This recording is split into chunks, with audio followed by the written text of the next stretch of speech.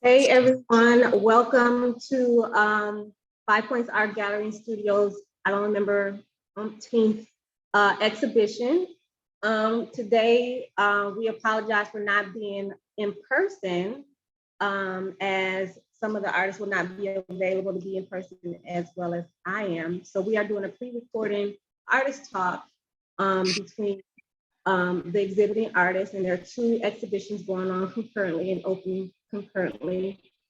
One is with a previously exhibiting artist with the space, Gannon Crutcher, who is from East Orange, New Jersey. He was in the previous exhibition, the This is America, with the beautiful and dope, colorfully illustrated envelope illustrations.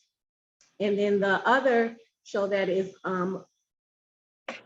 exhibiting or showing concurrently is a two-person show with another, again, previously exhibiting artist with the space, Xavier Lightfoot, and he's from Milwaukee, Wisconsin, and one of his BFFs from art school, Sage Smith. Gannon's exhibition is called Lost in Emotion, and I'll give him an opportunity to explain what the title and the concept behind the exhibition is. And then Xavier and Sage's duo exhibition is called Sentiments.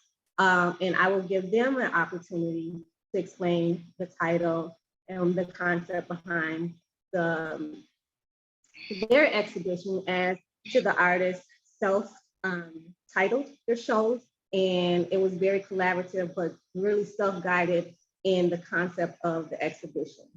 I'm excited for these artists to meet each other, for overlapping reasons. I'm also excited to show these exhibitions at the same time. There are a lot of overlap while being very strongly independent of each other's works.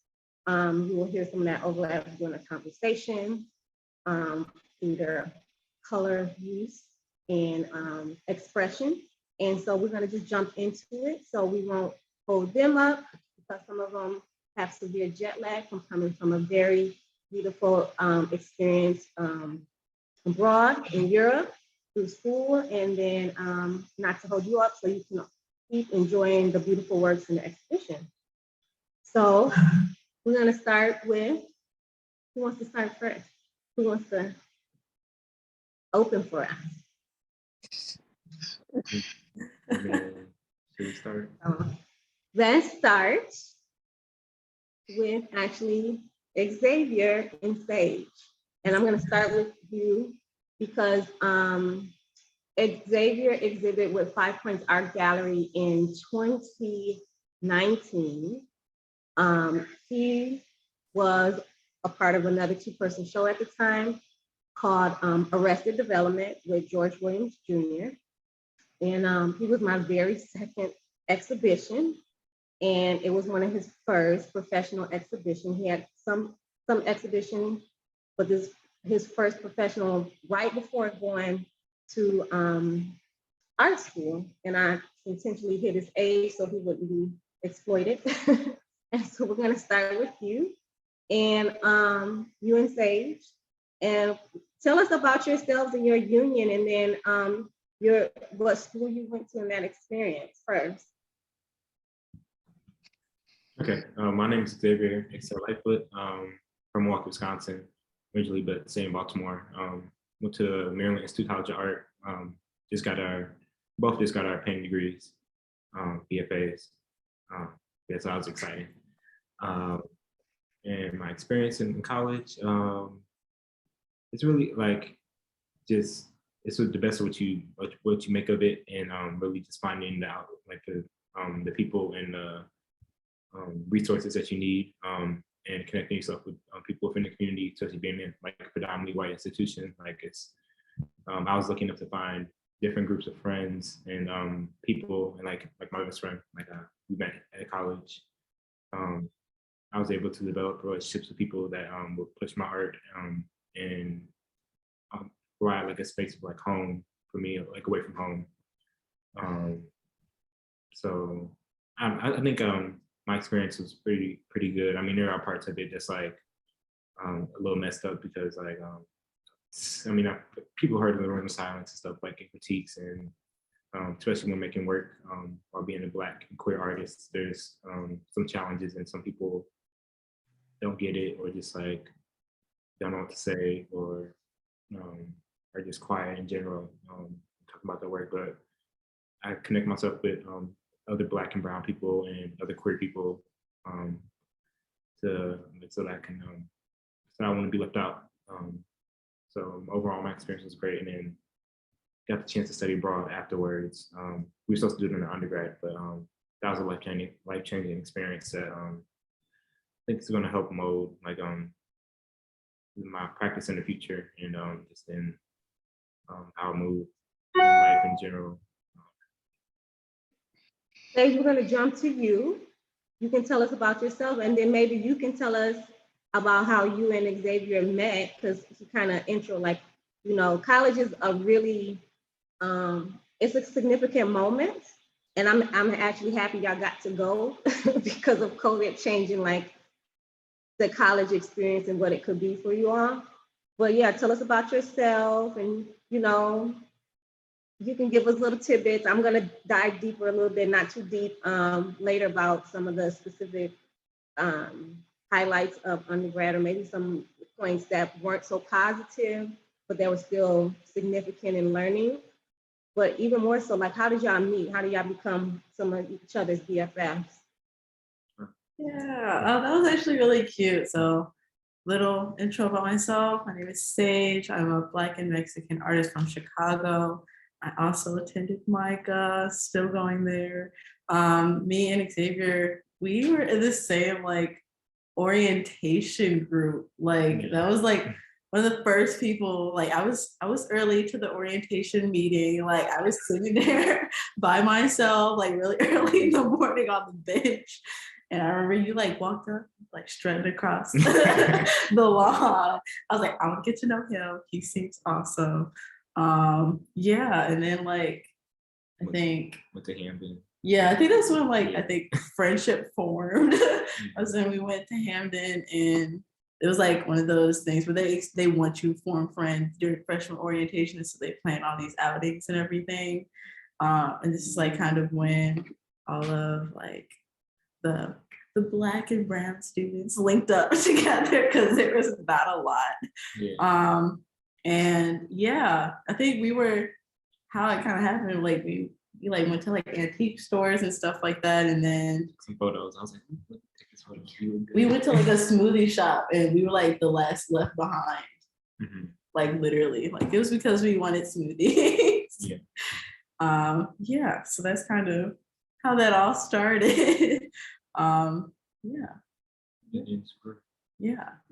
I think our work, like I think we talk about our work so similarly, but it does not look the same at all. Like if you were like to ask us to like choose 3 words, I think our 3 words for our work would be the exact same.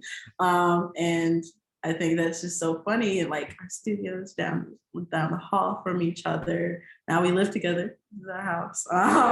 So yeah, we studied abroad together. So I think our like journeys have been so parallel and so different at the same time. Like it's kind of hilarious, like the like inverses of each other in some way. Yeah. Complement each other well. So now I'm about to challenge y'all really quickly, since you kind of put it out there. What are 3 words how you would describe your practices? 1, colorful. Yes. Pattern. Pattern work, like both of us. That's 2, colorful patterns. I would say emotion, because that is like, these are our words. Yeah, these are our words. Yeah, I was gonna say emotion too. So yeah, so I think those are like the 3 central factors to both of our work, and then they, tangent out like what types of emotion we're talking about. How we use color is very different. I think the types of pattern that we like I think our pattern work is very, very different, but we're both using the word pattern. Which is, so I have an example of some of Xavier's like pattern work. I call it like line work. And this is like a new aesthetic for you since you went off to school, because you going to undergrad, and this is just like pieces of a complete body. It's not put together yet, of like a dancer. But if you see, Yeah. it's almost somewhat like non-broken lines, but then, they interrupt each other. And then some of them, if you look closely, like they have a word in them. And so you got pulled from it. But some of Xavier's earlier works, I'm going to try to share my screen, was kind of Basquiat-esque looking. And I don't know if that was intentional or not, but I see a big difference in your current work and from your work before you went off to art school. And then one of my tidbits or like pointers, I was like, I wonder how your work will change, how these influences, having that, doing things for a grade, your life experiences, see people telling you this is good and this is not, how it influenced your technique. And I see a big difference. Do you want to talk about that while I'm pulling up? I'm gonna pull up an old piece of your work, and then I'm gonna pull up some of Sage's work so they can see how your works are truly different, although you have literally three identical descriptions of your work. So like the change in my work, I think just in general, like there's a lot of chaos. I mean, there still is chaos in my work, but I feel like it's more organized. And I become more playful with the way that I address chaos. But my earlier work had to do, also wasn't at the beginning, like I wasn't, my earlier work, I wasn't as openly queer as I was, like as it's like just coming out and becoming more comfortable with myself. And I think in the newer work that you see more vibrancy and more color, which also is which connects with my queerness in the way that I see the beauty and like all that. And the piece that you showed was about like voguing and the figure, and you can just tell the vibrancy and like the difference in like even just the color schemes of the pieces that are shown right now, they just look very they look more darker. I think as time it's grown, like I've become more conscious of the things I want to address, and like the importance of color in my work and the way to communicate that, like the way that like dance brings me happiness and other things, and just really capturing and trying to capture the essence of the things that make me happy, which is like voguing, ballroom. Like it says some words like in there it says boom. These are just like words that I catch on to, like when I'm like catching the beat, or just like listening to Vogue beats and other stuff. And then in my earlier work, I think what's the Vogue? Huh? I just had to interject. What's a Vogue beat? I mean, I can play one for you. Like it's just yeah, voguing. I could do a little demonstration.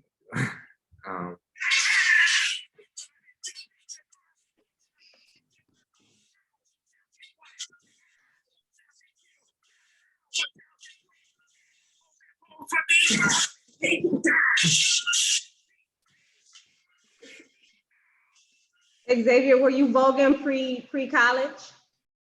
Not really, no. I didn't really find Vogue until like 2020. I went to my first ball in like 2020 with my friend Thomas and Joey. But I wasn't really I didn't really tap into the culture and do stuff until after like college. So that's why like I feel like my earlier work looks darker. Like even if you look at my website, you'll see high school is black and white, and then college is colorful and like vibrant, and like I think I was focusing more of like issues of connected to my like identity, and like issues revolving like around that. Yeah. Even your portraiture is different too. Like this is a collage. It's actually collage. You might not be able to see it from the screen, but your portraiture pre-college and now this is done while you were in undergrad for art school at Micah.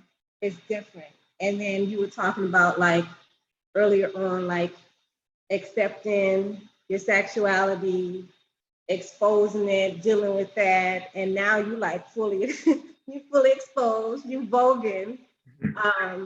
Everywhere. Right. Yep, in Greece, Croatia, Paris. Do you belong? Huh? Do you belong to a house? Oh yes, the house. Right now, the house in Mizrahi. Yeah. Mizrahi. That one. Mizrahi. Yeah. Yep, Mizrahi. The house of Mizrahi. Beyonce, I peeped. Okay, I was like, wait, that's it. Yes, that new Break My Soul remix. Yes, the Queen's mix. Yes. So I guess the cat is out the bag. And it is also, I don't know how you would self-title your sexuality. My sexuality, I am a Black gay man. I don't use the term queer. We've had that discussion before. Why? When it comes to the root of the word queer, as far as dictionary goes, when I first looked it up back when they started using the word, I didn't like feeling if I'm queer, that means I'm different or something's wrong with me. I prefer the word gay because gay in the dictionary meant more happy. And that's how me and my friends, oddly enough, when I went off to college as well, is when I came out.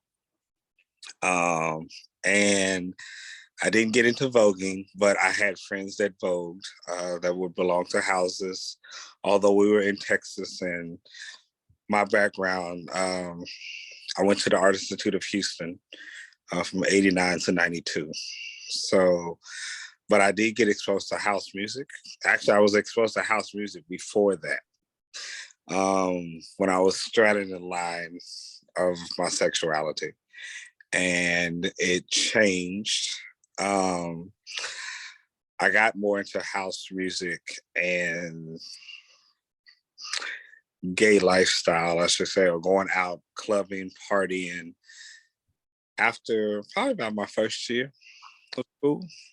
Met someone in art school who that became my hanging buddy. It wasn't my bestie, but that was my hanging buddy. Somebody I knew I could just, we meet up and go party and go do our thing. I think some of the interesting things that Xavier said, oddly enough to me, that kind of coincides with Lost in Emotion, the pieces that are there. Lost in Emotion for me was it was a place during, like I said, during the dark times of 2020, where we had to be on lockdown and I wasn't working anymore, right? I had a job, but I wasn't working. And we were quarantining, all of us across the globe. And I found myself not wanting to see the news. I didn't want to watch the news. I didn't want to see anything more about Trump. I didn't want to see anything more about death. And I wanted to just YouTube, me and my hanging buddy with YouTube, and we would have music nights. And one of the first things that we did was, I said, you want to do something? He's like, yeah, what you want to do? And both of one of our favorite artists is Janet Jackson. And I went next door and I got a DVD of when she performed in Hawaii. And we had our drinks and it felt so good in a moment of darkness, like we were really at a concert and we were really engaged in what was going on. And I realized that music has always been my anchor. That makes sense. It doesn't matter what type. It's just music is my anchor. And I do have different types that I like, and I have different artists that I like, like my three favorites is, and I'm saying in order, Prince, Janet, and Madonna. Yes, I like Michael, but I prefer Janet over Mike. That's blasphemy for some people, you know that. I know they were like, that's sacrilegious. What are you talking about? He came first. I get it. He's the vanguard of making music videos and all that. But when the album Control came out, that was a life-changing moment for me in high school and what she was saying. And I was feeling trapped, you know, sexuality wise, freedom wise. I was just feeling really trapped. But also looking at the album cover, which is a segue into my influences of how I would sketch, right?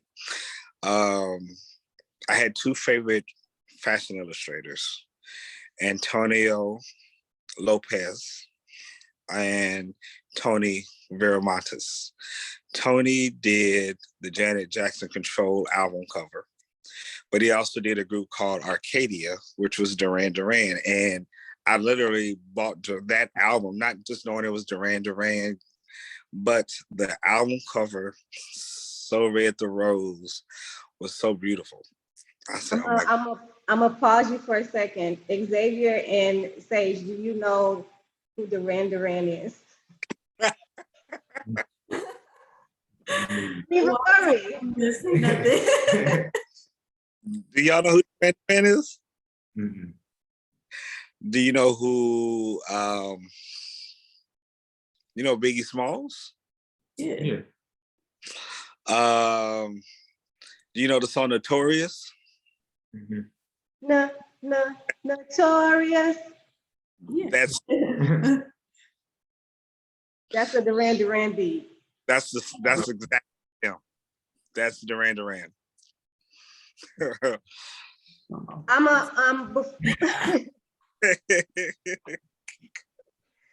Before you keep going, because I was going to transition to you, and I don't want Sage to feel like I forgot about her, because Right. I haven't. I'm on it. I'm going to share my screen of some of the works that are going to be in the exhibition for Sage, so the audience can see the distinction between her and Xavier's work, albeit them both being colorful, playful, and fueled and guided by emotion. And Sage, you can talk about your work too, and let us know if there's any stories behind any of the pieces, or oops, there you go. Or something the audience would get from seeing that they wouldn't see it automatically, but some detail about it. Is there a piece you want me to? No, I like all my pieces equally. I don't know. I think maybe differently than you two. My work is more movie and cartoon driven. So I think I have I'm not as motivated auditorially, I'm making up words. But with that. We'll say auditorily. We'll make it up with you. We got you. Yeah, I'm a huge reader. I love stories and world building. So I love cartoons. I'm one of those ones. So a lot of these are heavily influenced in color, style, from those things that we consume mostly in childhood that I go back to as my comfort things. Yeah, so all of these are based on emotions. I've always in my work have been very colorful, which I've done some pieces that are all black and white, and that's usually when I'm focusing more on pattern. But I love color. Love flashy works. And I've always painted that way, but I've always also in my sketchbook on the side of my math tests and things like that in school, would draw characters and different weird monster thingies. So this for my thesis show, so I really wanted to merge all these thoughts, all of my loves all together. And so this is kind of how that all started to look. I work a lot smaller, so these are kind of like one. That's another big distinction between Sage and Xavier's work is the scale. But I remember, Sage, when we first spoke, you talked about like fables and fairy tales and children's books being the inspiration, but you wanted to twist it and, you know, the history of them. They're actually like darker factual stories behind some of them, or like, you know, a little twisted dark antidotes to these fables and stories. And so is there a story that you want to tell, or was there a favorite book that kind of motivated this purge of these twisted executions? Yeah, And kind of surrealistic looking paintings based off these books. yeah. So the very first book series that I ever read, because I was a horrible reader and my mom forced me to read, and now I love reading, so thank you, Mother, was Series of Unfortunate Events, and that's by Lemony Snicket. So it's an adult who usually wrote adult mystery novels, and then he wrote to children next, and it was all like unfortunate and sad. And I really liked that he was taking us like sort of seriously as readers. I felt so like grown reading his books. I'm like, he is really talking to me. I was like in 3rd grade. And then the second series that I really loved was Spiderwick Chronicles, which is also kind of more dark, but literally has to do with like goblins and like trolls and weird like animals that live in the house. Like I love that. I love the illustrations on both of those books. And so those are kind of what started me in like this, I love like fantasy, sci-fi, anything to do with the unreal or something tweaked about our reality I love. So I'm not a nonfiction reader. I have to have something crazy, bizarre, fun in there. And I think that like shows in the work. I really like something bizarre to paint. Even on my like self-portraits, I will add like a crazy background or something. It has to have some spice for me to remain entertained with my work. And I think that's like the biggest thing. I like keep myself entertained. Is that the color aspect, you think? I think so. Like when I first started in high school, like it was literally like the rainbow. I was like, I'm going to use red, orange, yellow, green, and blue in every piece. And it wasn't as like specific, like I wasn't trying to create a mood with color or anything like that. I didn't have any pairings that I really liked that I would like consider like signature-esque pairings. And then I got here and I kind of started creating the colors that I liked more together and, you know, figuring that out. Yeah, so I think I'm much better with color now than what you might see in my high school work, which was very, very interesting. And I think I got like tighter and more clean as I grew. So I was a little bit more messy. Excuse me, Fatima, because I'm about to get into this a little bit, you know, for what I saw. So the question for you, Sage, is what are your 3 favorite cartoons? But before you answer that, from what I saw on the screen, for some reason, I thought I saw a piece of Spirited Away with these little black, the big eyes and these little black things. I can't remember. I know they worked for the Spider-like guy who worked down the rabbit hole, right? And then there was a black and white thing I saw that it gave me, my favorite is Tim Burton, so it gave me a Beetlejuice feel. And then there was something else that she showed that kind of actually had a Clockwork Orange poster feel with the person looking out in the triangle. So that being said, what are your 3 favorite cartoons and why? I have so many. I think probably for this one, like these pieces, I was more inspired by Foster's Home for Imaginary. What are they? It's not creatures. Yeah. Ooh, I Imaginary don't know Friends. the title. Imaginary Yeah, Imaginary Friends. Yeah, so I think I was inspired by that. I really love like Steven Universe, Avatar: The Last Airbender. I love like a good story. Like if it's like powers, growth, character development, all that I want in my cartoons. And what I was like telling the team about this when I was first talking about this, I loved like the dark undertones of these shows. Like they would talk about genocide, like they would talk about PTSD. Like I love finding the origins of like Cinderella and like how gruesome and gory that those like, you know, Brothers Grimm stories could be. Like I love reading, I love stories, and I love a good storyline. Like, yeah. Yeah. I think both of y'all works are pretty spicy, since that's the word you use. And I met you once because you visited the gallery. That's when we first met. Xavier brought you with your family. It's a spicy story about undergrad.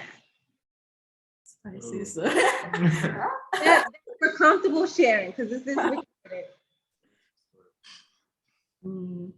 To do with art? No, whatever you want, because one of the values for me for the artist talk is not necessarily just to hone in on art. Like I was saying, you're humans too, and there you have personalities.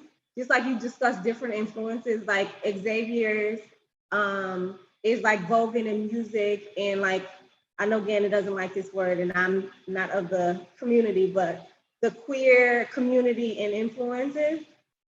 Gannon's is heavily music, but other pop culture, which we are the inventors of all. And so I know, and then you talked about reading. And so, yeah, I want them to appreciate the humanity and the human parts of you. So whatever it does not have to be art related. You can tell us a fun, spicy story if you want. And then maybe tell us about your most positive experience from undergrad. And then something that I call it a learning experience, but it was like not so positive. It might have been considered negative, but it still shaped you in some way. And it could influence your art or how you navigate the world now. You got those three. So spicy story, a positive highlight from undergrad learning, and a negative but still learning experience from undergrad. I don't got too many spicy stories. I'm the grandma. I don't know. I do have the other two though. Okay, cool. Two for that. You can go. I'm thinking. I think one of my most positive experiences, usually my work, I try not to center race. I did a lot of stuff about being multi-ethnic in high school, and my identity crisis, so fun. High school is a time period for that. And then came here and was really struggling trying to figure out what I wanted to say. And I ended up doing a piece that was about gangs in Chicago. And this is a PWI. And I remember like expressing to my friends that like I didn't know how to like talk about this to my classmates. It was like one of the last critiques because it was our final, and they all came through to the critique, and that was so beautiful. So a class that was all white went to being half Black really fast, and it was really nice. And that was like one of my more positive experiences, I think, was like literally talking about creating spaces for each other, supporting each other, all of that good stuff. I thought that was like a great example of that, literally coming through to my critique. It was awesome. And then an experience that was not as nice was my sophomore year. It was literally like one of my first days of school, and I was in a figure drawing class.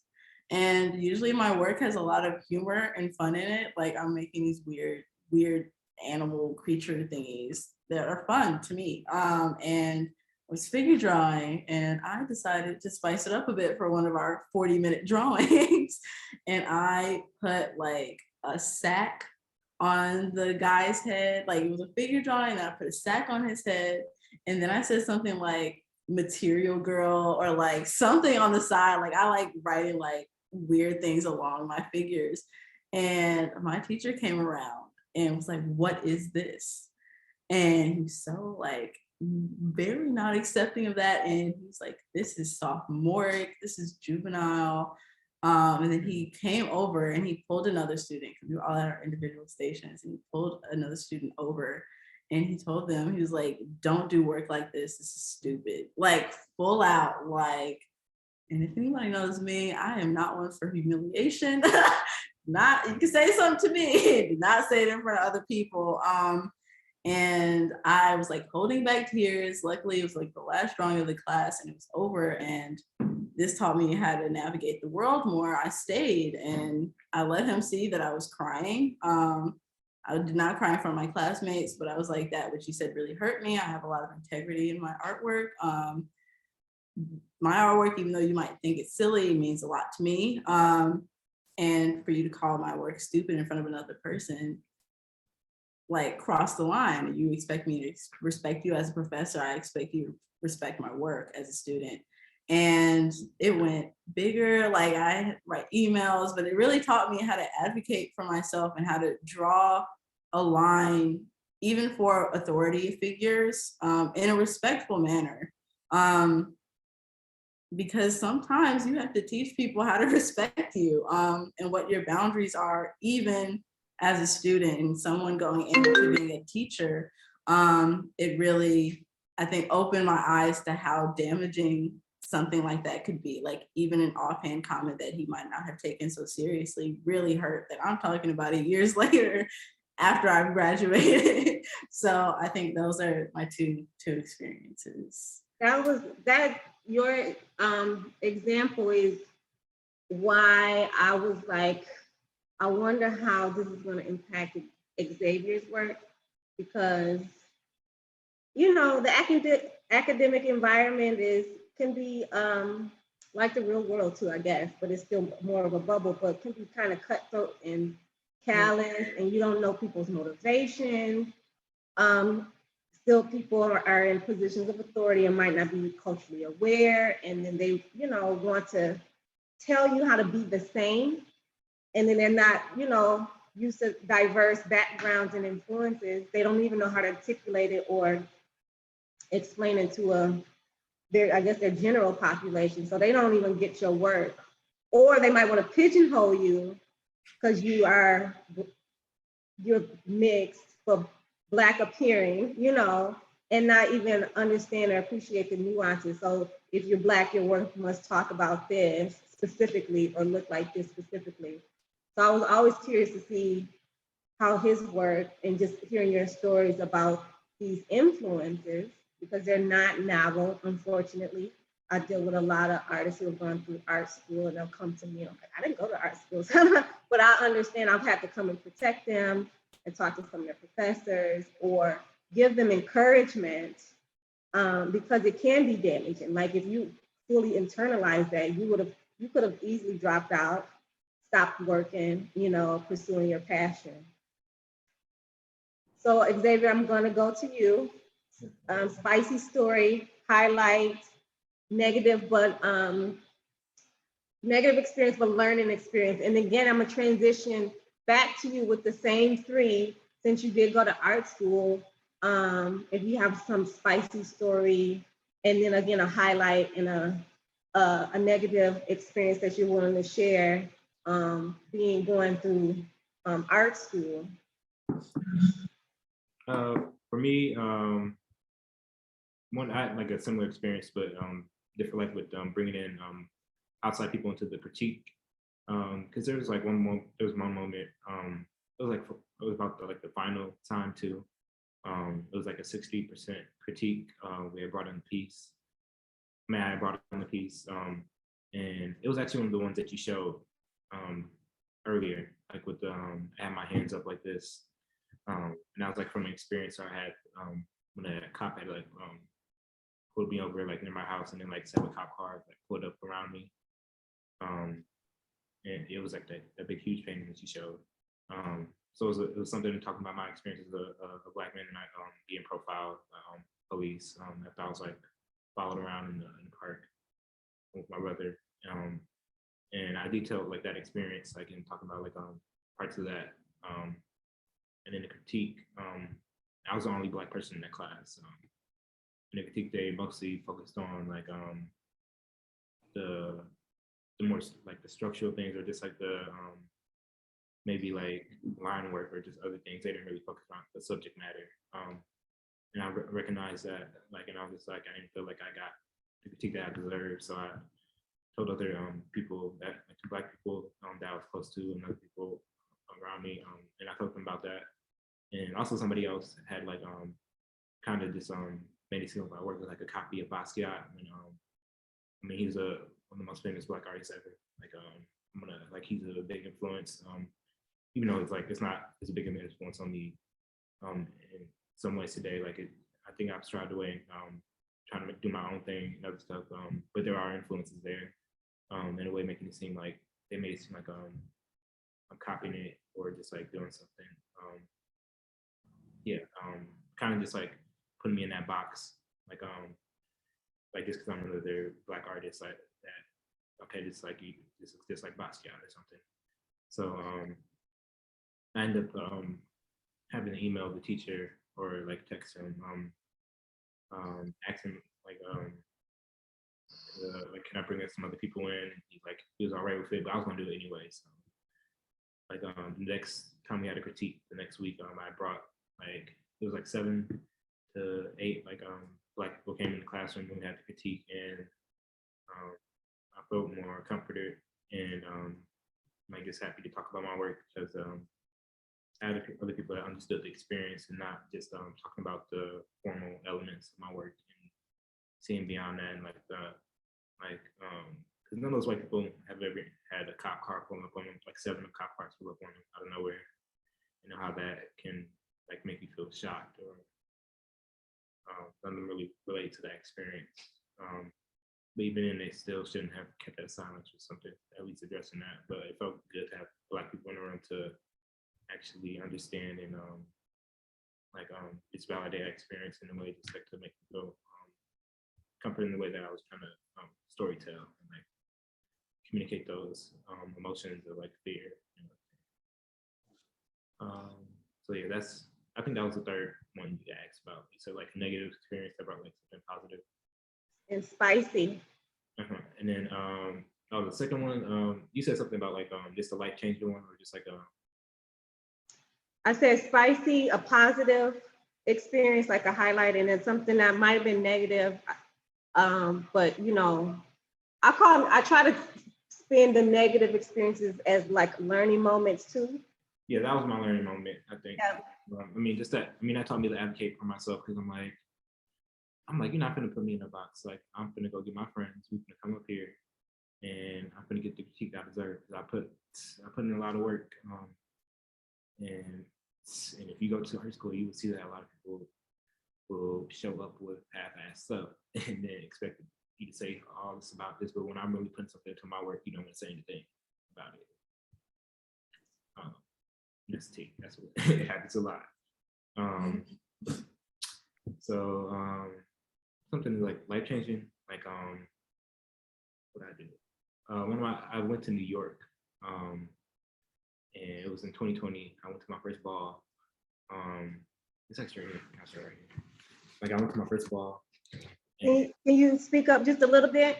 I went to my first ball. This is the piece inspired by it. Okay. I went to New York, and that was the first ball I went to. I did a piece inspired by it after I left there. I went out there by myself, and I stayed with a friend. Almost got lost and stuck in Harlem. Is that where your phone died? Yeah, my phone died. I had to go in the gas station and charge my phone up for 5 to 10 minutes. Then I had to order Uber again. And yeah, it was just going to travel to a whole new state. I've been to New York before, but not alone like that. Then going there just to go to a ball and have that experience. that was just life changing. Like that was my first piece I created, inspired by like ballroom, and just getting myself out there, like seeing like I was just amazed by like all the stuff I saw, and I'll never forget that moment. It's just like the 2020 was the year I really got submerged to ballroom culture and started learning more about it. And I'll say, yeah, that's probably a highlight. Or it could be the ball I went to with my friends, Thomas and Joey. That was like one of the first balls, but it was in Baltimore. But this one was like out of the way, so it was more like this experience for myself, just to really like try to travel and experiencing like and learn how to travel and do stuff, and also it was just nice to have that moment with myself. Like even though I was there by myself, like at the ball, like sometimes I like observing. That's also a way of learning. So that was nice. And then connecting with my friend there as well. Yeah, spicy story. Only if you're comfortable. It's a spicy story about anything? Huh? About anything? Yeah, whatever you want. College experience? Whatever you want. Oh man. Whatever you want. Whatever invites your audience into knowing who you are. Yeah, Spice it. yeah. Whatever you're comfortable sharing with the audience. I mean, I'm doing. I don't want you to feel exploited. So whatever you're comfortable sharing, and if you don't have a story you want to share, you don't have to. We just know us older people, like a lot of things happen that, you know, make you independent. It could be your first time doing something in college. You already talked about coming out more and like accepting, and Gannon mentioned that too. And I mean, no matter what, like that's where you learn like early adult, and then once you leave college, then like it's a whole nother world out there too. And so yeah, we are familiar with things that can happen. Ooh, okay. That does happen. Y'all are still of a different generation, so you might be teaching us something new, possibly not, but you know, whatever you want to share that you're willing to share with the audience. Okay. I mean, I got a spicy story. I mean, I'm very open. Like I'm yeah, so well, I came here and before I came here, I met this dude, started talking for a little bit, on the phone, doing stuff like, because I came here to like visit a little bit, and I found some dude on Tinder, boom, cute. We messaged him for a little bit, started talking on the phone. He got here, he helped me move in a little bit, got some stuff from storage. Then I met my mom, my sister. Yeah, we ended up talking, doing stuff, link up a little bit here and there over throughout like the undergrad. And we ended up eventually like we don't sleep together, but do stuff like do something. And later on I get told Timmy's in an open relationship afterwards. And like for me that's like I only had one boyfriend in my life. And that wasn't even him. But that was before I even had a boyfriend or anything. So like that, like getting caught in that loop with somebody or not having that transparency before that was very confusing. And I also think that correlates with my work is the idea of like feeling stuck and like confused. And that moment when I had that experience, like I didn't know how to process that, because it was like that's just a lot to be put into, like just like after somebody has access to your body already in that way. That's a common like relationships, like transition from high school to like I guess more adult and less supervised relationships when you get college and on. It's a big influence. Like, is it in your work too? I know your work is still kind of cacophonous. I call it like, you know, chaotic, but you said it's more Organized. a refined chaos. And the same for you, Sage. Is there like a story about somebody, a twisted fable, fairy tale, Cinderella moment that you had, or Xavier, somebody that is like embedded in this chaos and these stories?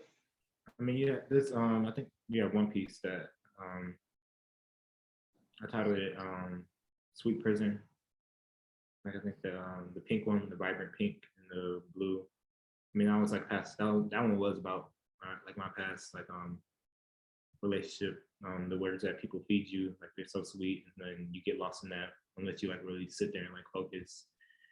That the words that people really literally read between the lines of words that and like people feed you, and like really focus on the actions that people show you versus the words, because you can get lost in those words and start to lose yourself.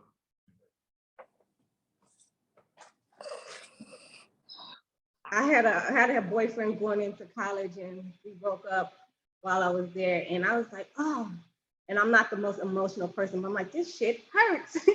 How do you make it not hurt?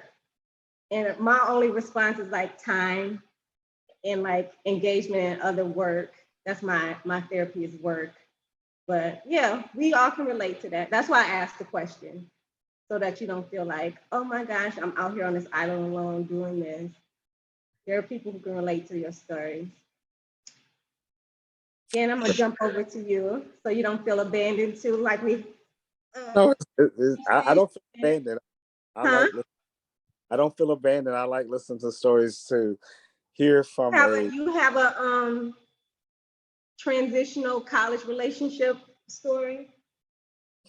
No, because I didn't really do them in school. I still wasn't fully accepting of myself fully to want to be in a relationship. Unlike now, it was in 89, 92, it was still very much a hush hush thing, right? And the idea of being in a full-on relationship, yes, I knew people that had boyfriends and they were together and they would have these tumultuous fights in front of the club, but I was like, yeah, that's not going to be me. I can't do that. I can't be that person.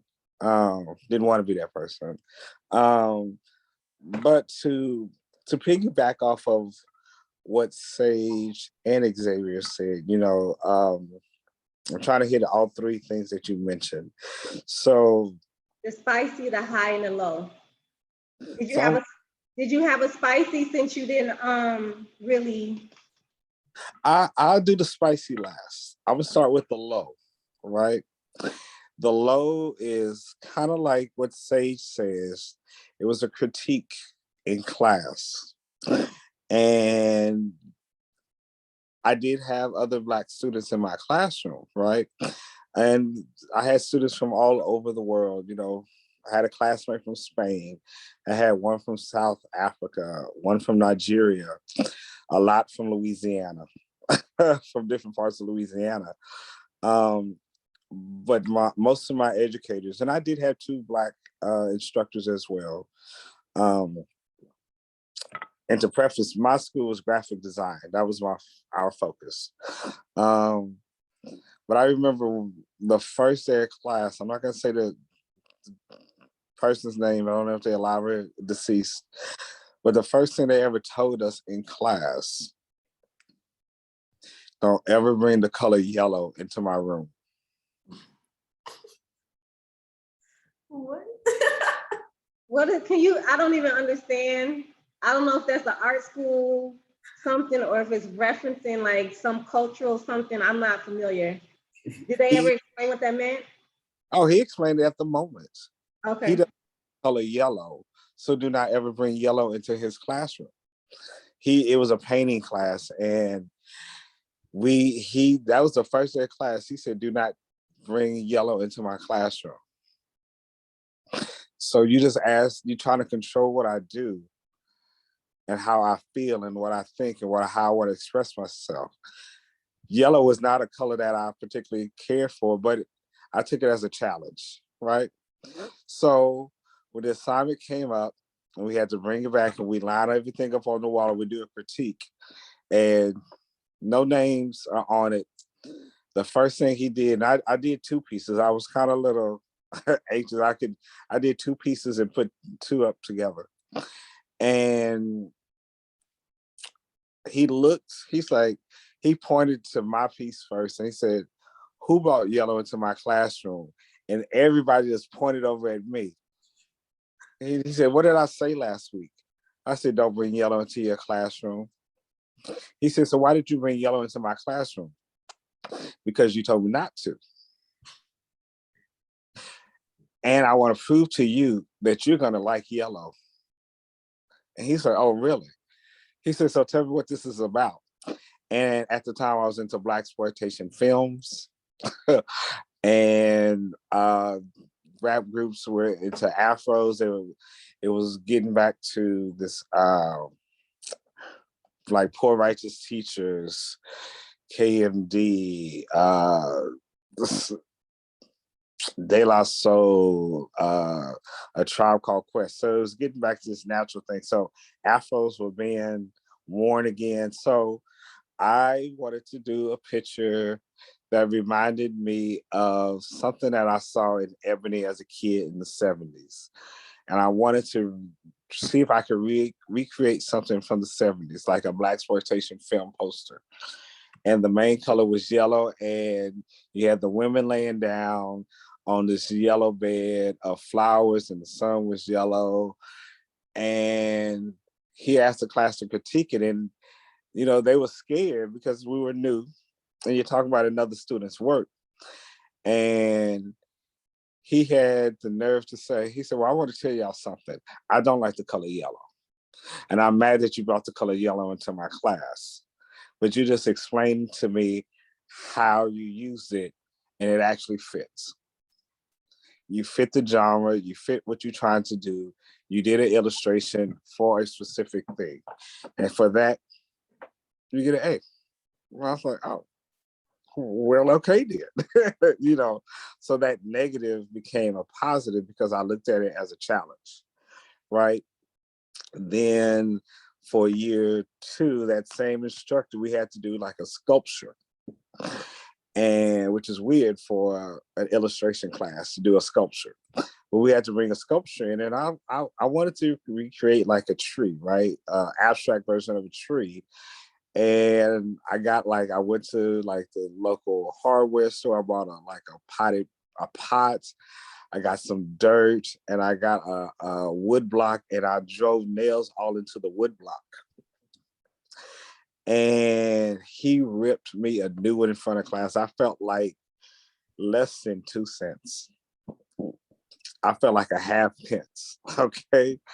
And one of my classmates, the one from Nigeria, he came up to me. He said, Gannon, where I'm from, we have plenty of artwork that has nails driven in it. He said, do not feel bad about that piece. Mm-hmm. He said, if that is your third eye speaking. And I thought I knew what a third eye. I was like, he said, you know what it is, right? I was like, no. He said, your ancestors are naturally speaking through you to create a piece. And that was my first inclination of African art, but not knowing that I was part of that lineage just because of my birthright, that I was Black, right? So I was like, oh, okay. And then also it made me understand that the instructors who were teaching me were not teaching me, they were teaching me a very basic way of thinking, a white European way of thinking. And that's what they wanted for all their students, even if they had Black students. And there was no expression of your culture, yourself, and what you grew up knowing. No, do it this way. Now, granted, it is graphic design school and you work for a client, but you still want to inject your personality into it. And so that was me, my first understanding of my Blackness within my artwork. It's just who I am, whether I know it or not, whether I wouldn't do pupils for a while. I didn't realize that was part of an African aesthetic to artwork, and then a game changer for me is a friend of my sister's who I stayed with at the time, my sister. She took me to church. She said, "Oh, I got to go by my office." And she worked at Texas Southern University. I said, "Okay." She said, "Oh, I want you to meet the art teacher. He's usually there on Sundays." And I said, "Okay." And so we went into the art room, and all I saw was these beautiful pots, African pieces, African art, Black art everywhere. And it's almost instantly, I went back to class Monday and I was mad for a whole week and literally, this is how I thought of it. You're teaching me the white man's art. You don't want me to be Black. You know, that's how I felt. I was like, you don't want me to be Black. I just felt this anger for like a week. And until one of my Black instructors explained to me, he said, "No," he said, "it's not that." He said, "You work for a client. You can still be who you are. You just have to know when to be who you are and how a client may or may not want it."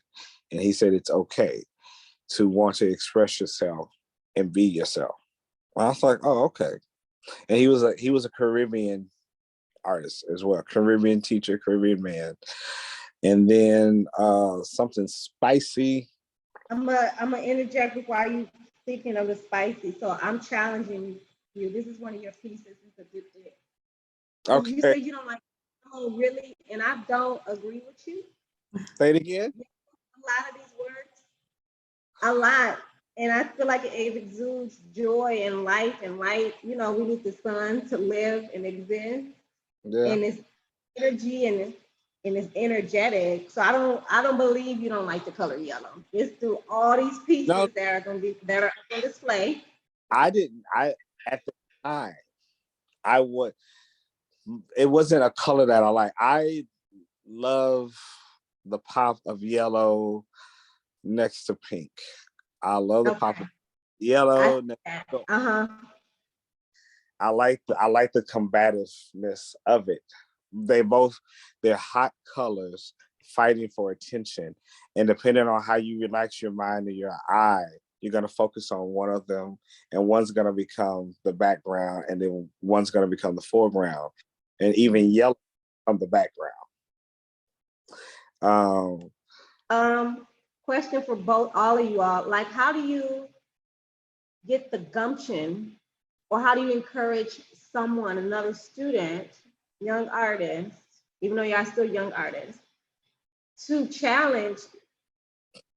I'm pointing like, not you, young man, with the great gummy.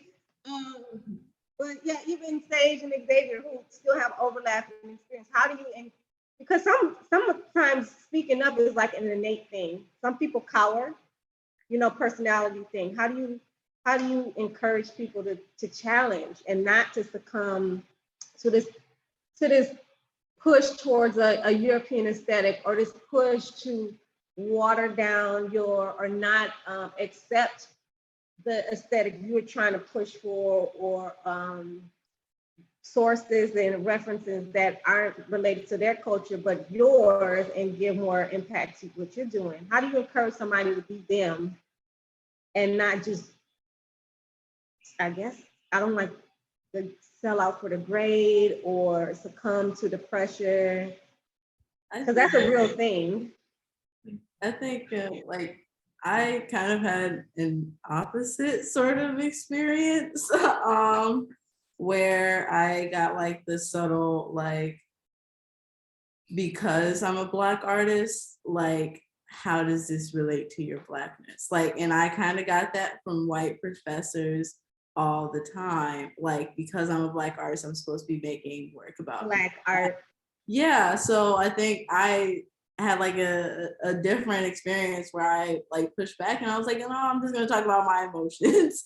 That like I always refer to when Jordan Peele was coming out with the movie Us, and everybody was talking about like, oh, like, your last movie, Get Out, was so like, political and had all these social notes, how is this like going to be the same? He was like, well, just because I cast Black actors doesn't mean that the movie is going to be about race.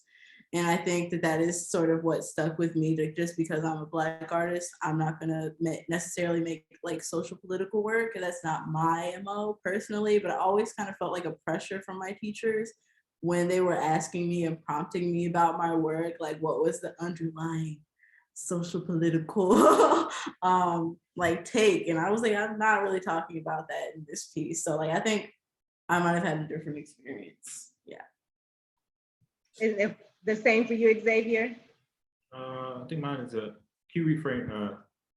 Say the question again. That's trying to. It's kind of like how do you, so per Gannon experience, and I'm not trying to put blast Gannon because there is an age difference, which counts. His experience in undergrad for graphic design school, they wanted to push a more European aesthetic, a more comfortable white aesthetic. Like this is how art is made. This is an important way of art. You reject your Blackness. You reject African ancestral influences. This is clean. This is proper, appropriate. This is sellable. Sage had a complete opposite. Now you're in like, so I'm asking you what your experience is. And I asked, how do you, because all of you have to like advocate for yourself. That's the kind of thing. You challenge, you advocated, you took a risk to speak up for yourself. How do you give, how do you encourage, or you have words of encouragement on to another younger artist? And that's why I'm like, you're still young artists. You still have a lot more time ahead of you to advocate for yourself, to not fear to challenge. Sage's experience is different than Gannon. And I think there's a very significant generational force behind that. I would say one of the first things to do is like try to build your confidence as an artist and like really find the things that you find joy in and keep striving towards those things to cure within your art. And it doesn't have to make sense to everybody, so as long as it like really it's something that you're confident about, that you really find joy in, and it makes you happy making the work and doing that. That's something you can sustain as a practice. As long as you keep pushing it and trying to discover new things that correlate and push your work to different levels. With my practice, I think from early on, like, because I did my work based on like our identity and unpacking different parts of my identity, like the queer culture and Black history in general. Also, another part I want to tap into later on, or add a little bit like my Native history as well. So those things that I knew that I want to unpack and talk about within my work as I like go throughout, and I do that forever, probably talking about different things related to those different like culture, like dance, all those stuff. So I just started creating more work, just doing that stuff. And if they would give an assignment, I would make everything work for you, not you working like you don't. This like I always say to people, like, this go work for me. Like I don't work for it. Like you don't.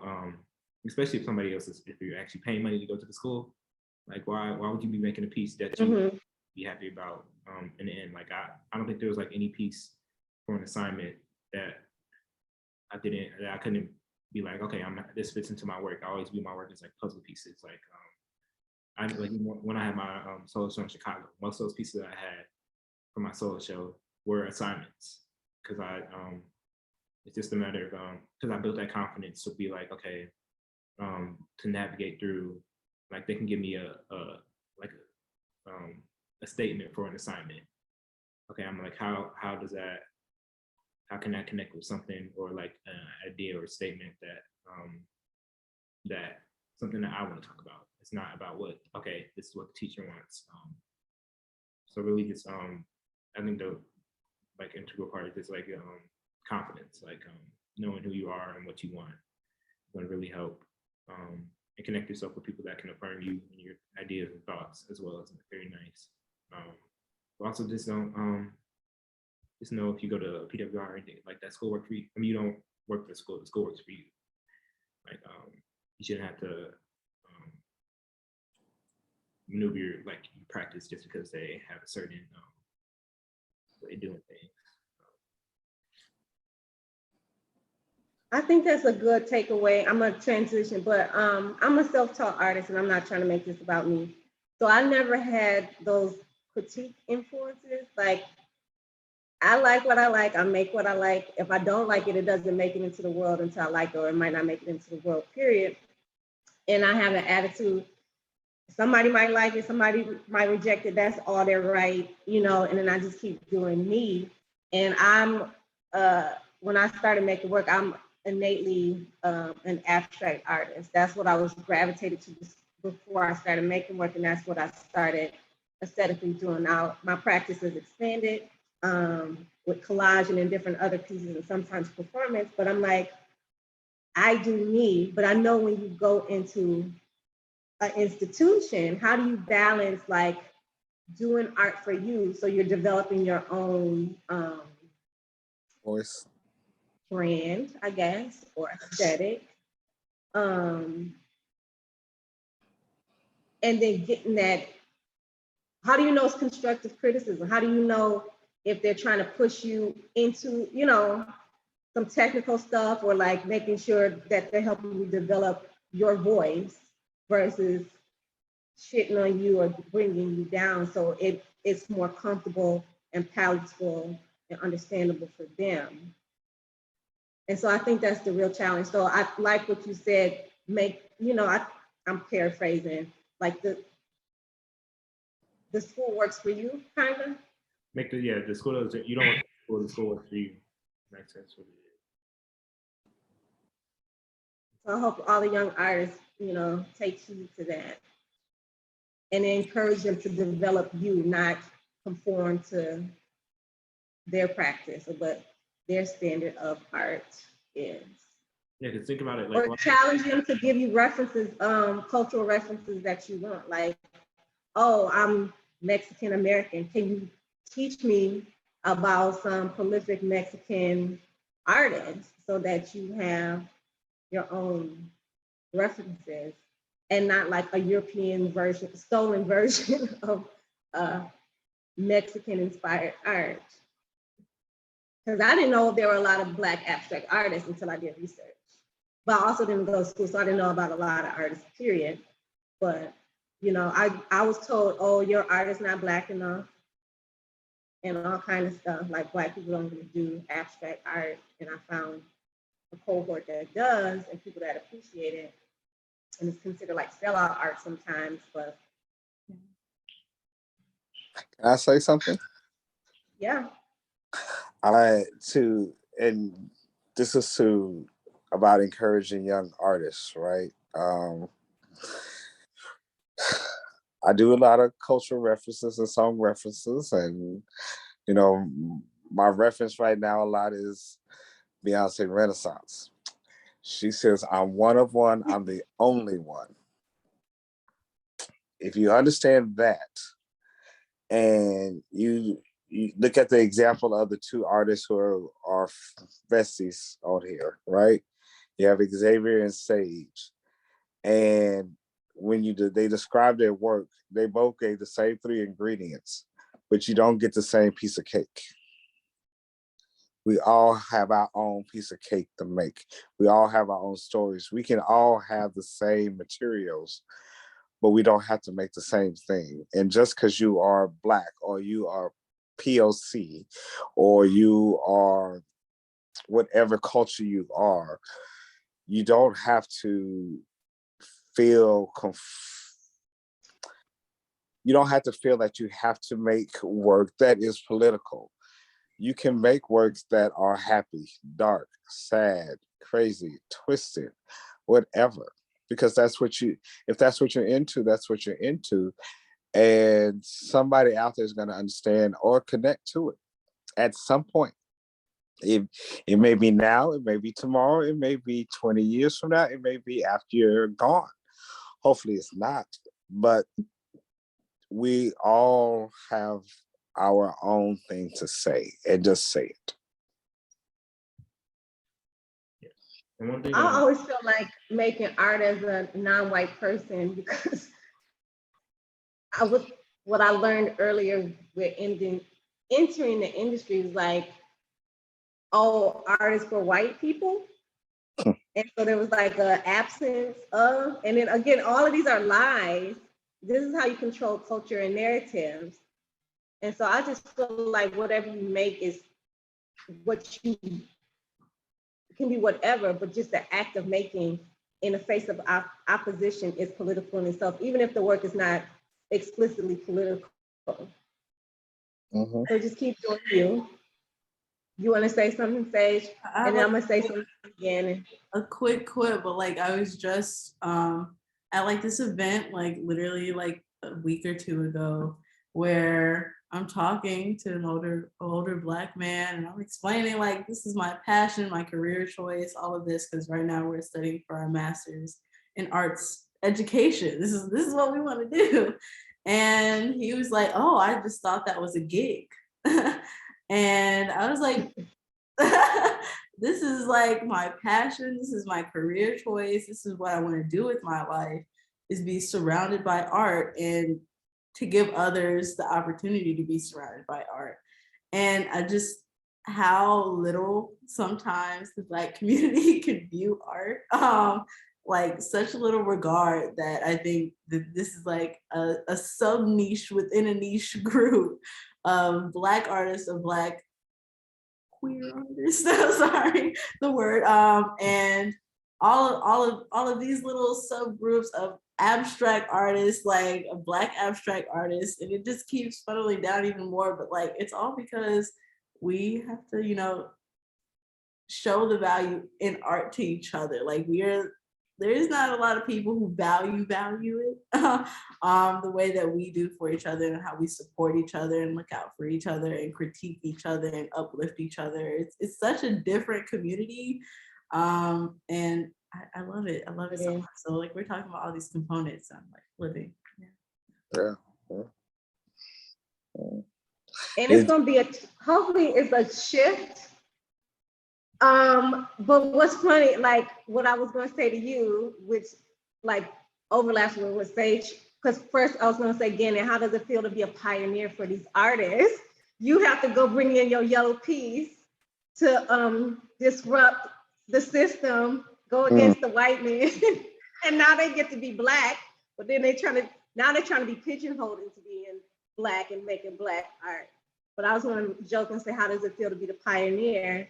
But then also to Sage and Xavier, and to the Gannon, like beware the older Black person who's more into respectability, politics, and safety, and inclusion, to the point that you're like watering down and diminishing yourself to be accepted by, I hate using this word, the dominant culture for now, even though it's not the dominant culture.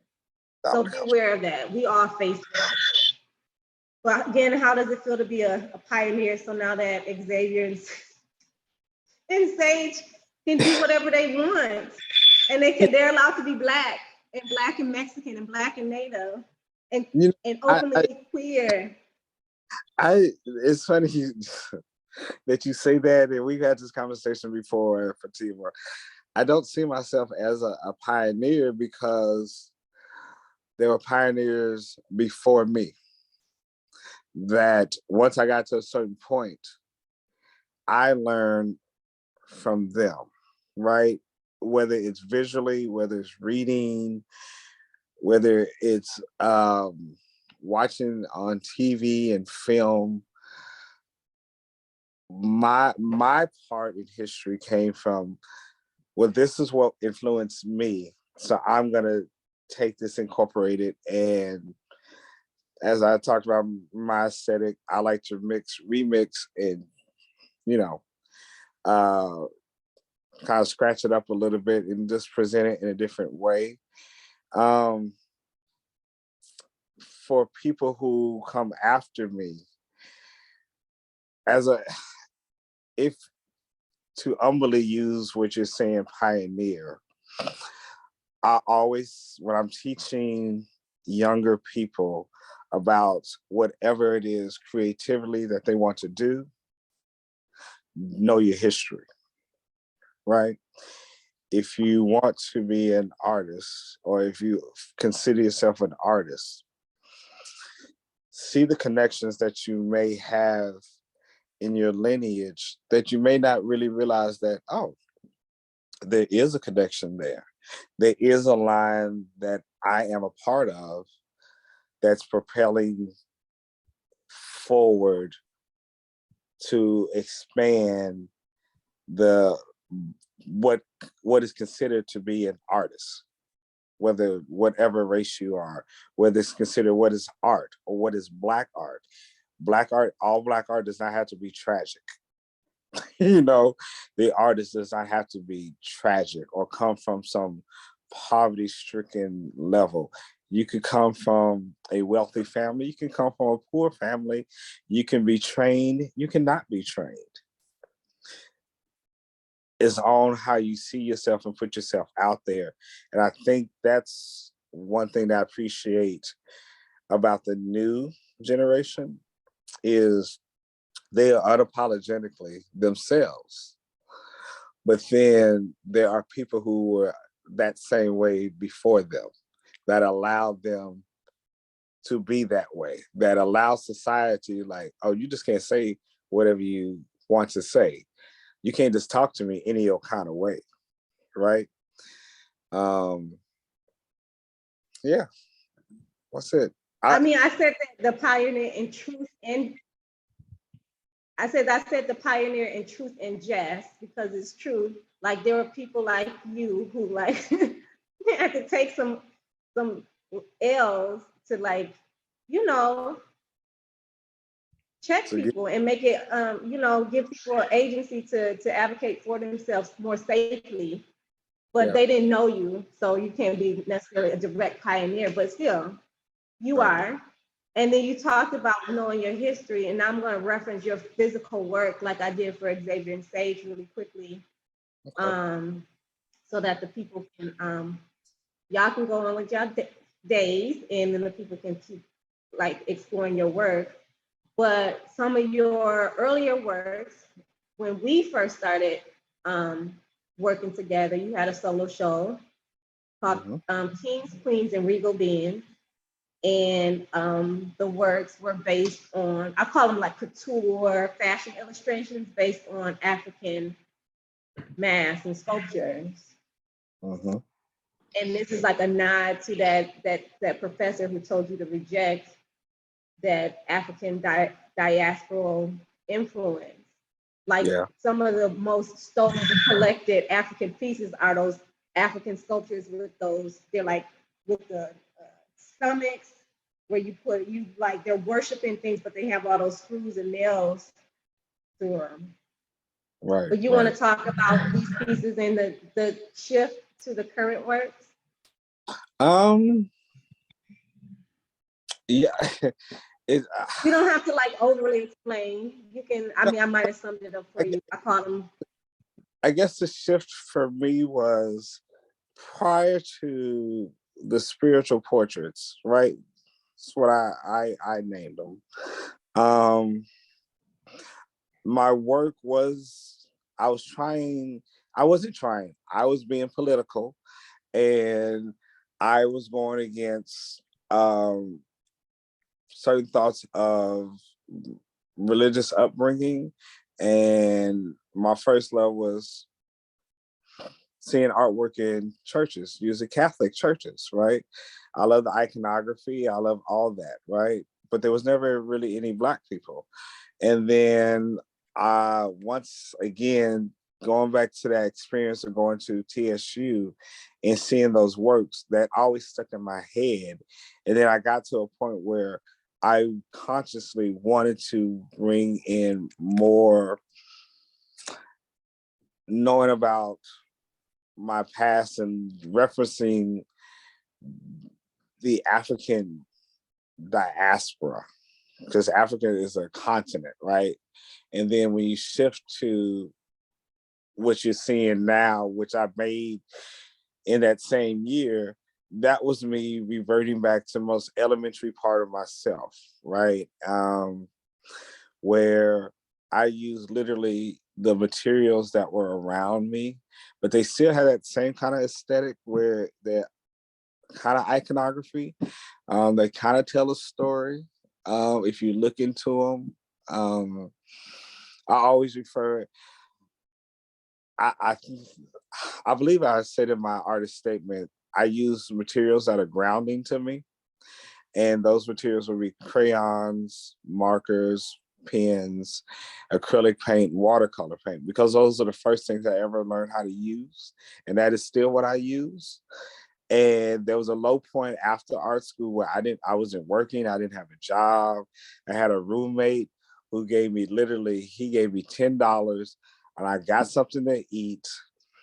I got a bus pass so I can look for a job. And then I got me a 99-cent marker, a 99-cent pad, and a 99-cent box of crayons. And I sketched just like what you're seeing here, right?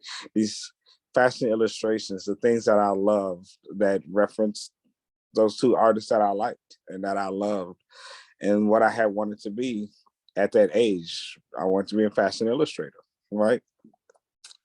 And so that influence or that part of me always seems to show up, whether it's the styling of the look of the clothing, from the spiritual portraits to their clothing they have on. That's me wanting to be that designer, right? To dress blacks. And then when you come to these are more, to me, illustrative, more free. It's doing it without thinking, not having an agenda. I just went on paper, and usually whatever was playing or what I was listening to is what influenced me.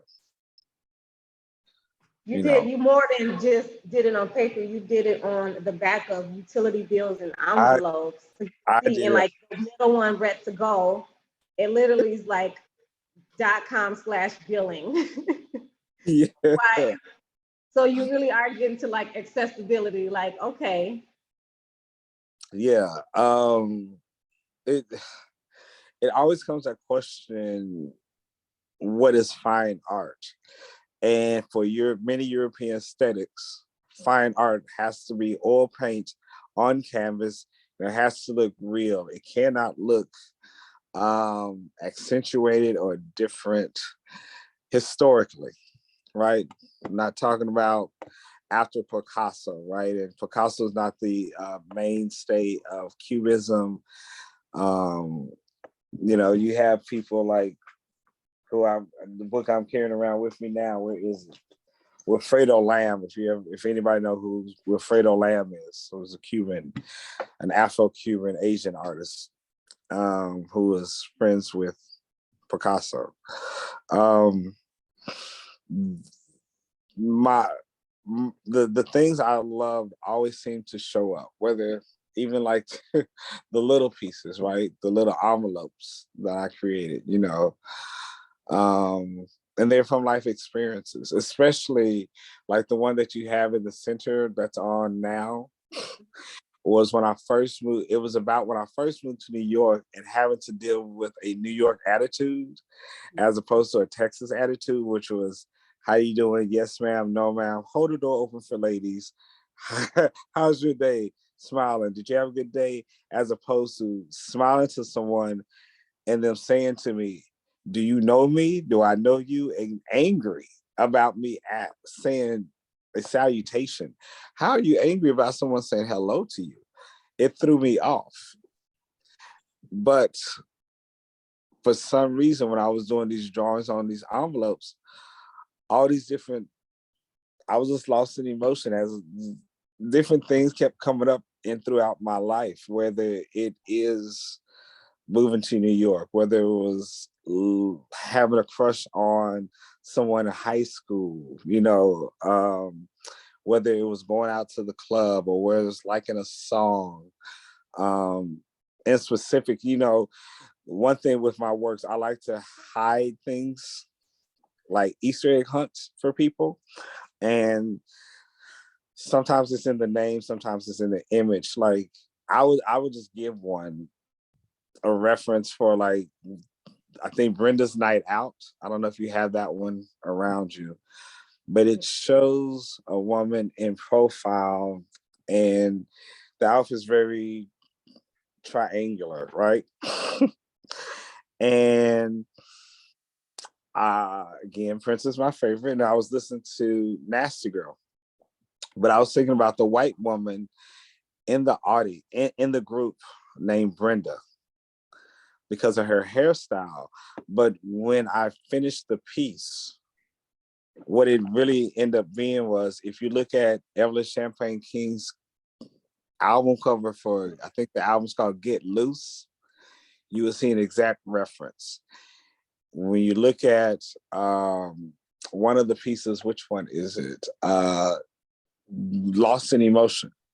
It is a replica of Sylvester's album cover. And I love Sylvester, right? It's a gay icon that I learned to appreciate by going to the club. And that's what I'm talking about, learning your history.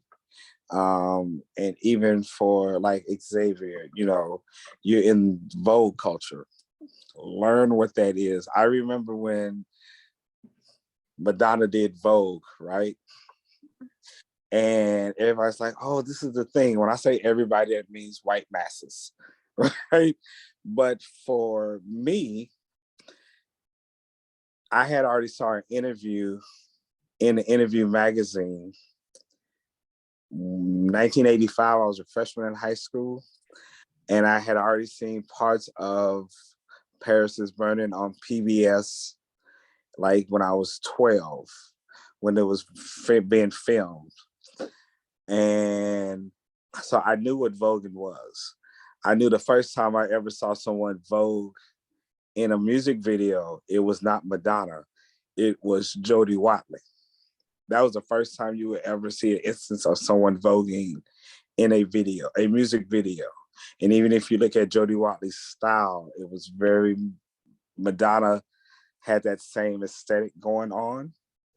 Yes, I love Madonna, but I also love Jody Watley like crazy, right? Because she was in the forefront of advocating and having friends in the community, and knowing that was her backup, right? So a lot of, if you look at a lot of the images for Lost in Emotion, you would think of old flyers for parties, bogan parties, house parties, club parties, where they just did it by hand. They didn't. Hip hop. Yeah, hip hop. It's all that inclusive, because that was all part of me, right? Loving that style of music, loving that art form, because bogan is an art form. And house dancing, house music is an art form. And all these were created by people of color, Blacks and people of color, right? And then it didn't seem like it wasn't, what is it? I'm trying to say, it didn't seem like it was validated until the masses, the pop culture, said it was so. But it was so far before that.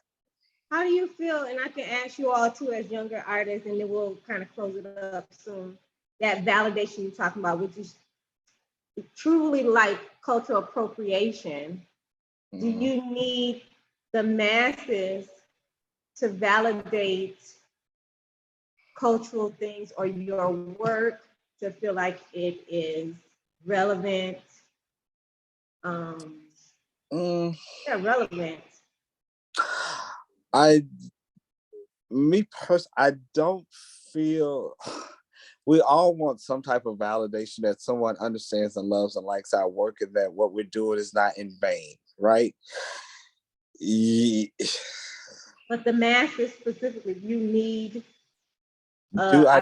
for crossover commercial, do you need that stamped by this white institution, these white cultural critics, these pop people who essentially still me personally, no. To answer that question, no. Do I appreciate it if it comes? Because to me, it really had to come, because I still face that where people don't understand my work. It bothers me more when people in my own culture do not understand my work, or even in my own family where, they want me to do other things, right? More religious stuff. Well, I have a spiritual background and I have a religious upbringing, but I may not be that person anymore. I may want to venture out into something else. I have so much more that I like, right? Um, Even what Sage says, I thought I heard her say earlier in the conversation that she mentioned Avatar, which is my favorite animation show ever, right? Um, but then I have music. It's not just one type of music. It's not just house music, hip hop music, gospel music, R&B music, rock and roll music, bossa nova, jazz, country. I like a plethora of things, and I want to express those things. My thing is, I don't need the European aesthetic or the white masses to validate my blackness. I don't need you to do that. I don't need you to validate that for me, within me or my artwork. If you see it, if you want to ask questions, sure. But just like me, I feel that you should do the research too. Do you think they help, they meaning the white validation helps for, unfortunately, for the Black or BIPOC acceptance and understanding appreciation of your work? Say that again? Do you think the commercial validation is necessary for your family, your friends, the BIPOC community to appreciate and value your work?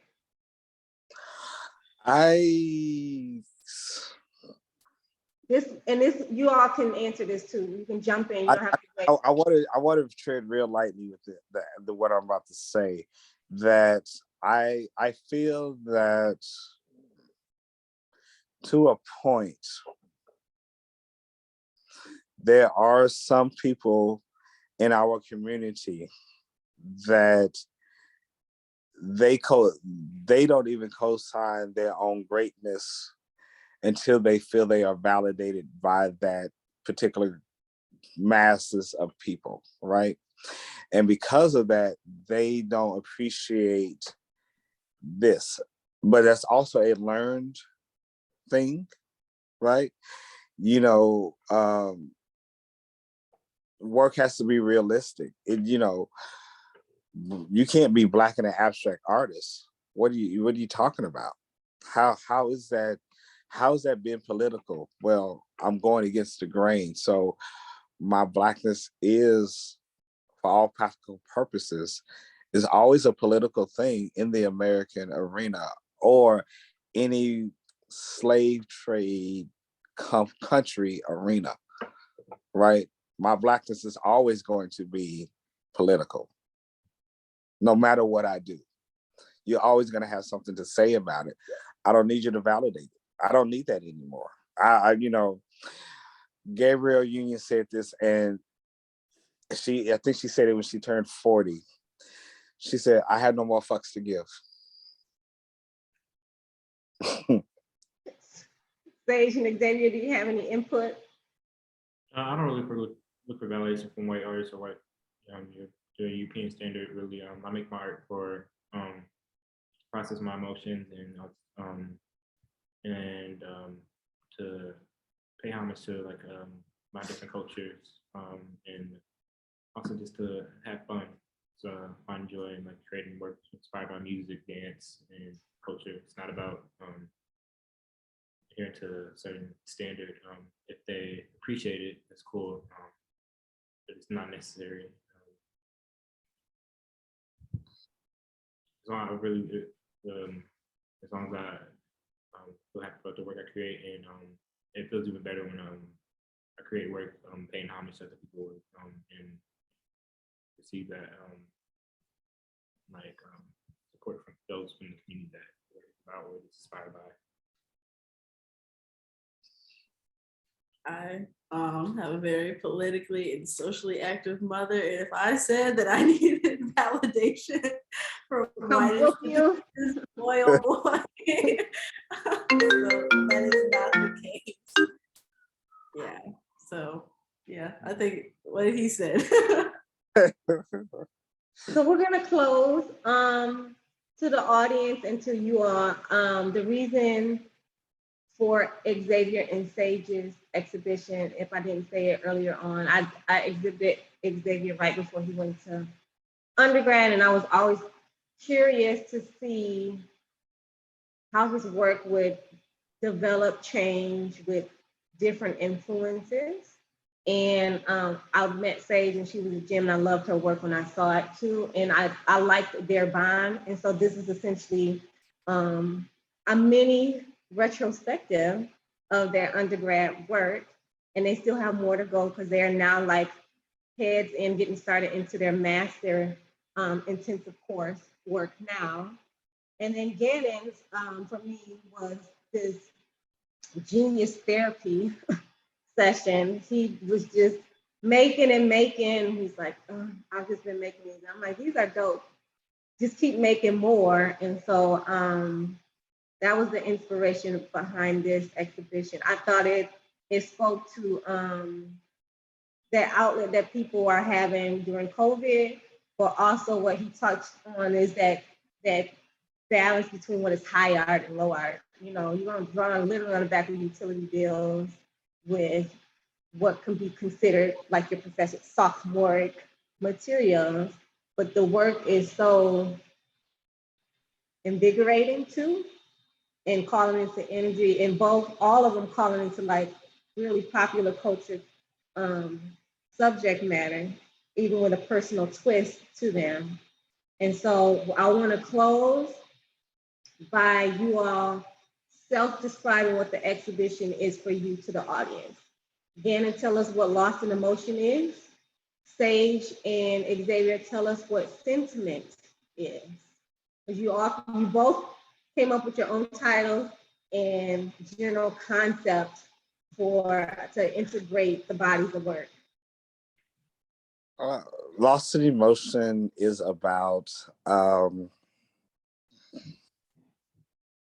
it's a love letter and a Dear John letter at the same time, metaphorically and visually, to things that I appreciated in life. And it's a Dear John letter to those things that hurt me in life. Whether it is a relationship, whether I found out, like Xavier, I'm the third wheel, which one of the titles does fit that, you, me, and he. So it is a love letter and a Dear John letter to those influences that I had, mainly from the 80s, right? But not only the 80s, but just my point up until 2020. It's a retrospective of my life. Letters on letter-sized envelopes. Letters on letter size. All right. Sage and Xavier, you can both give your own independent responses, or you can try to do a joint one. Well, sentiment is a collaborative show involving like works surrounding on motion, playing with color, with themes of like dance, music, childhood stories, just the experiences in general. Really trying to learning like unpacking how we navigate those things, and just basically in some ways finding joy in telling our stories through our pieces, and using color as that's one of the things that mainly connects our work in general, color and pattern. Yeah, the same different ways we unpack our different stories that we want to tell. It's like what we each find meaningful and how we kind of convert those things. Like, I don't think like necessarily that my work looks as dark as the subject matter that it is, like, but these are, you know, like the sentiments that we're talking about. But yeah, it's all to do with emotions. So like, I think very similar to your work too. So like, Yeah. I'm really excited for this, and this all seems to be like emerging so well. Yeah. It really, kudos to Fatima. Yes. I'm excited about this pairing, and I'm happy that you all could meet in this way, because it wouldn't work out on the actual opening night. Yeah, so come check out Lost in Emotion with Gannon Crutcher and Sentiment with Sage Smith and Xavier Lightfoot, both on display until, don't give me the line, like October 30th. Yeah, and come get lost in emotions and sentiments until then. The works are phenomenal. They are mostly mixed media works. So Sage also has some ceramic pieces in there. And Xavier is always experimenting with multiple materials, painting, drawing, collage, and you can just see his growth and development. And we'll have some of his older pieces to reference too. And Gannon's will be out here too. And then come experience Sage in the new market for the first time, and you will not be disappointed in anyone's works and compositions. So thank you all too. I know you all have jet lag just getting back from Europe, from your trip in Europe that we didn't talk much about. I'm sorry about that.